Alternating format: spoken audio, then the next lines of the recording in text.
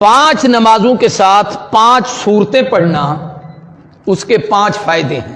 فجر کی نماز کے بعد سورہ یاسین جو شخص پڑھتا ہے اللہ اس کے معاملات اپنے ذمے لے لیتے ہیں، یعنی اس کے تمام کام کاج اللہ اپنی قدرت اور رحمت سے پورے کریں گے۔ ظہر کی نماز کے بعد سورہ فتح، انا فتحنا لک فتحا مبینا، جو آدمی اس کے پڑھنے کا اہتمام کرتا ہے سورہ فتح کو، اللہ اس وقت تک موت نہیں دیتے جب تک حج عمرہ نہ کر لے۔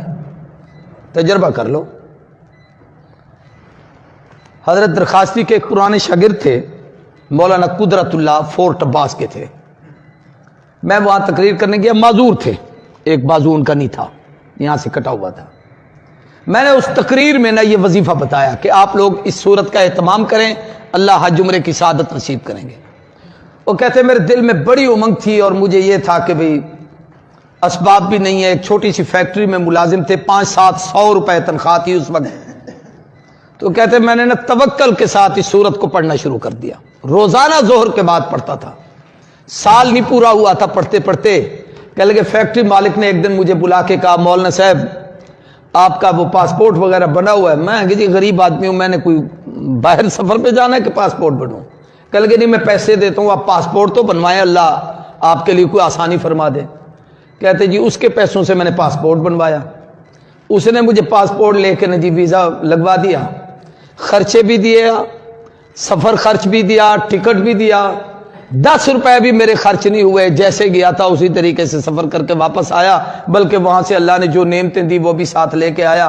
پھر اس نے مجھے فون کر کے کہا مبارک ہو، میں نے اس صورت پہ عمل کیا، اللہ نے میرا کام بنا دیا۔ راولپنڈی کے ہمارے ایک دوست تھے، اس نے ایک دفعہ مجھے فون کیا کہ میں نے اس صورت کو ظہر کے بعد پڑھنے کا اہتمام کیا، تو کچھ عرصے کے بعد سعودی عرب سے میرے ایک عزیز کا فون آیا کہ میں آپ کو اسپانسر بھیج رہا ہوں، آپ عمرے کے لیے آئیں۔ تو میں پڑھتا تھا روزانہ اس صورت کو، اس کا پیغام آ گیا، میں نے تیاری کی، میں عمرے پہ چلا گیا، پیسہ اس نے بھیج دیا تھا۔ اس نے کہا میں نے خواب دیکھا کہ مجھے کوئی آدمی کہہ رہا ہے یار وہ تمہارا عزیز رشتہ دار ہے، غریب ہے، اس کی تمنا ہے، اللہ نے تجھے توفیق دی ہے تو اس کو عمرہ نہیں کراتا۔ اب وہ کوئی بزرگ مجھے کہہ رہا ہے، میں نہیں سمجھا وہ کون تھے، یہ اس نے وضاحت بھی نہیں کی۔ تو کہنے لگے اس نے وہ اسپانسر بھیج دیا، میں عمرہ کر کے آ گیا۔ یہ تجربات ہوتے ہیں، تو اگر اعتماد سے آدمی کرے تو فائدہ ہوتا ہے۔ عصر کی نماز کے بعد سورہ نبا، عما یتساءلون پارے کی پہلی سورت۔ آج کل اس سال وظیفے بڑے لکھ رہے ہو، اتنے وظیفے میں نے پہلے کبھی نہیں لکھوائے۔ یہ دین پورے دی برکت، ورنہ انہیں کو میں تو نہ لکھوں نا۔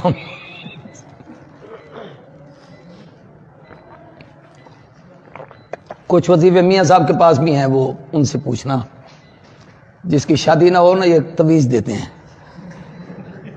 دین پور میں ایک جمعرات ہوتی ہے، اس کو کہتے ہیں چھڑیں دی جمعرات، چھڑے سمجھتے ہو اکیلے جو ہوتے ہیں، اس رات اتنے لوگ جمع ہوتے ہیں جس کی حد نہیں، صبح کو لائن لگی ہوتی ہے، سب کو میاں صاحب نام پوچھ کے تویز لکھتے جاتے ہیں، دیتے جاتے ہیں، کام ہو جاتے ہیں۔